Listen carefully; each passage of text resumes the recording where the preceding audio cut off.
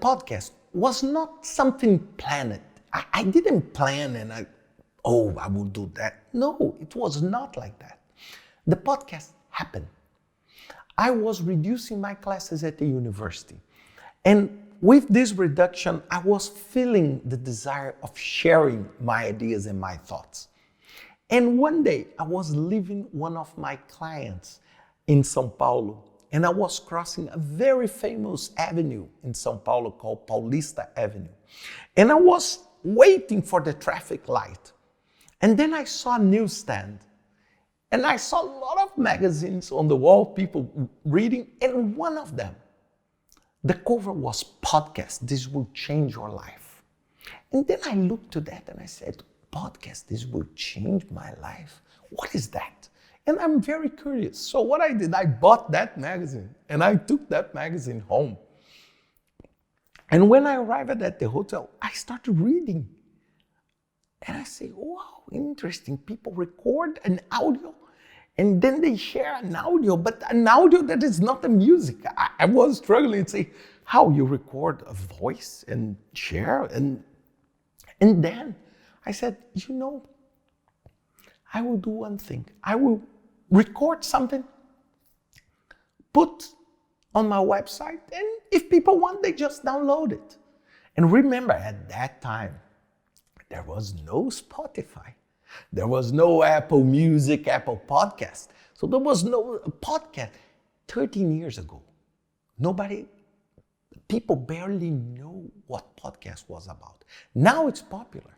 But at that time, it was just a file. People used to download it and they keep for themselves, they listen.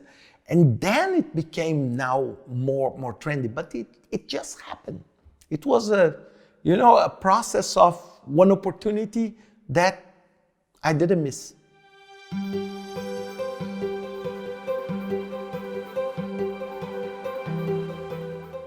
No, I never thought that I would make 500 podcasts, never. And I never thought that they would reach millions of views.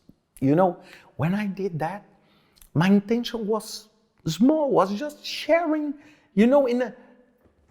think about a very good cost benefit, because for me, just press a rack. I had a small record rack. Then you just put this on, the beginning was like that, put on the website and people download it. It was something easy to do and with a good benefit for everybody that wants to learn more on the podcast, study a little bit more on topics like project management and management. So I never thought that these would become 500, because today when I look back 500, say, how on earth I was able to record 500 just on time. Imagine just the time of recording. But it's not like that, because you record, it's like a pill. You take one, then you take another, then you take another, then you take another. And this is what made the podcast a success. Today, it's very easy for anyone to start saying, I want to record a podcast. Yes, it's easy. But 500 is not so easy. And I need to tell you, I don't even know how this happened to me.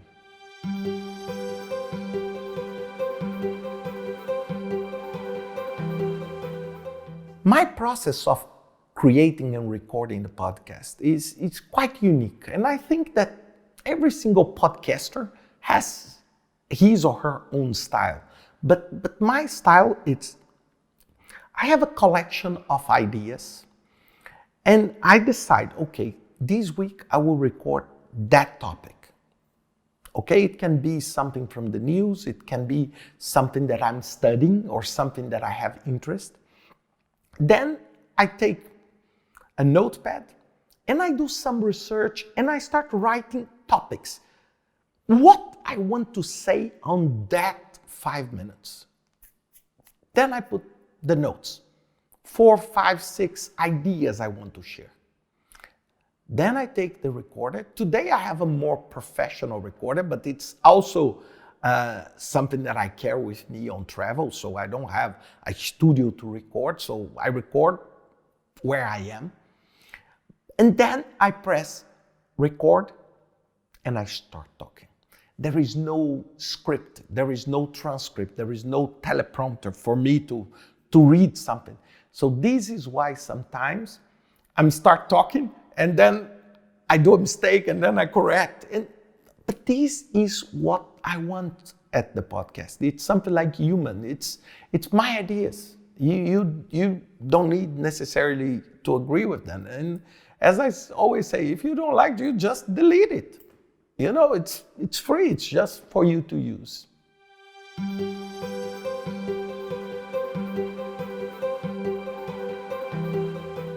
This is an interesting question. How to choose the topics I want to say?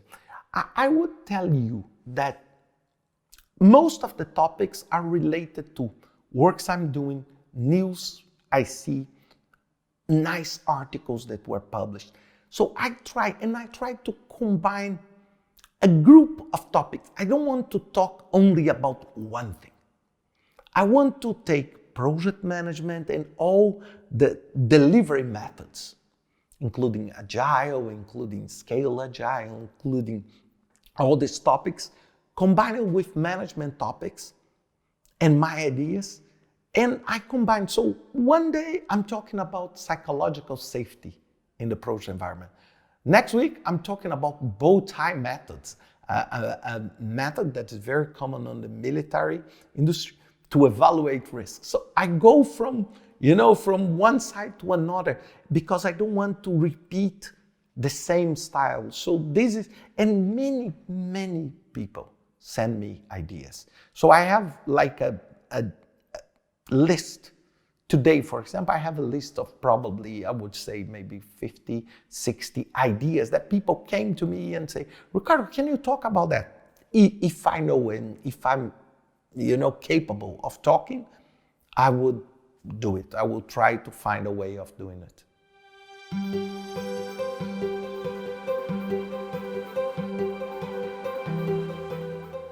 When we think about repercussion, it's interesting because, of course, they are associated with high number of views and access.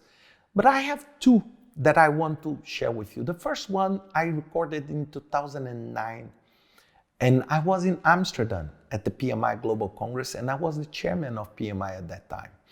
And at that time, it was a lot. Of course, the Agile Manifesto is older than that, but at that time, a lot of people talking about Agile and Scrum. So what I decided to do, I decided to record 2 podcasts on Scrum. And I was very sick. I was with a bad cold. I was with a terrible voice. I was in a hotel with no acoustic. And I just took my recording device and I recorded. It was one, if not the most listened podcast, one of them. So it's crazy. So sometimes you don't need to be, an ultra professional to create an impact. And the second one is the one I did about the power, the change in the power outlet, the socket in Brazil. Because Brazil decided to change the shape of the socket, like the UK, the EU, and the American plugs. So Brazil used to have one that is called more universal, that could fit different devices in different countries. And then suddenly Brazil decided to change that. And for me, it was not a very smart decision. And what happened, I recorded a podcast, is how to do everything wrong in a project. The new Brazilian power socket. And this was a very polemic because it was really, I was challenging the decision, it's trying to create a project to solve a problem that does not exist.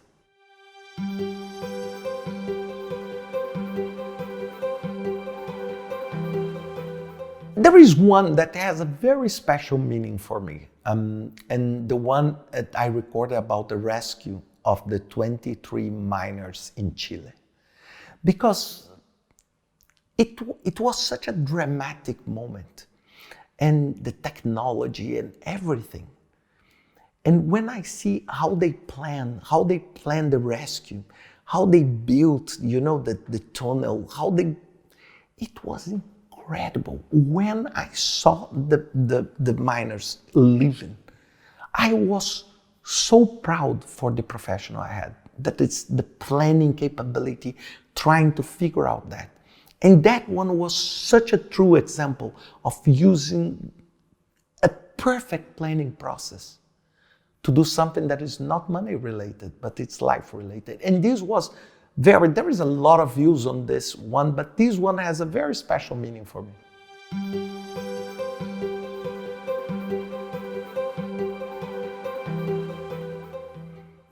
Yes, it's true. I never, ever heard a podcast.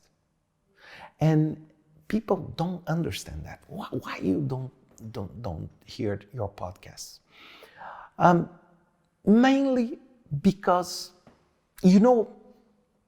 sometimes you are so perfectionist. You want to do things so right, so perfect, that if I start listening, I will see so many mistakes that instead of publishing 500, I would have published 5. That at some point, you need just to trust on your judgment and do it.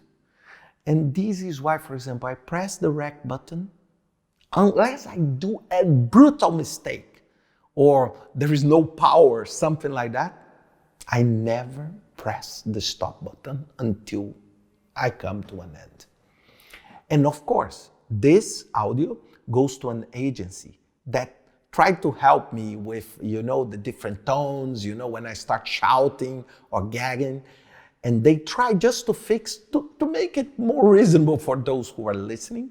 But that's it. There is no edition on the podcast. And the only thing, it's all Creative Commons. The only thing I do not allow anyone is to edit a podcast. Even if there is a mistake, the podcast is part of my personal history and it will stay there that way.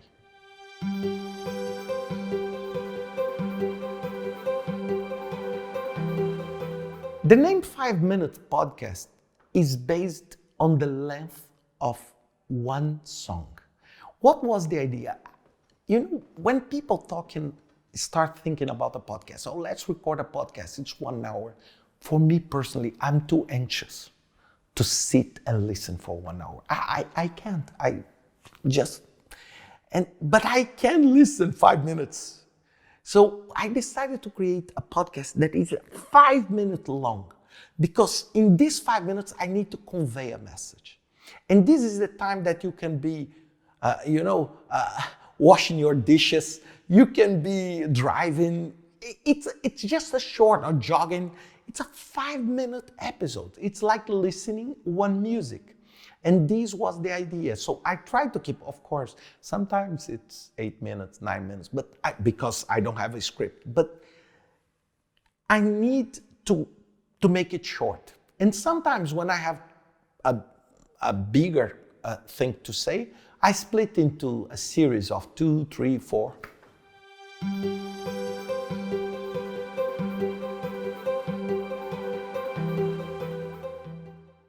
Yeah, this is a hard question. This is a hard question about the future. I never thought I would produce 500, and probably I would not produce another 500. But let's future be the future. So until 2 things happen, the podcast will continue. The first one is people have interest for the topic. So until someone on the other side see the value on listening to that, it's a good reason for me to continue. And the second, it's I need to continue having my passion to do that. So up to now, I love doing that. But maybe in the future, I may want to do something else. But at least, today's 500, next week 501, the week after 502. So the future is something to be built.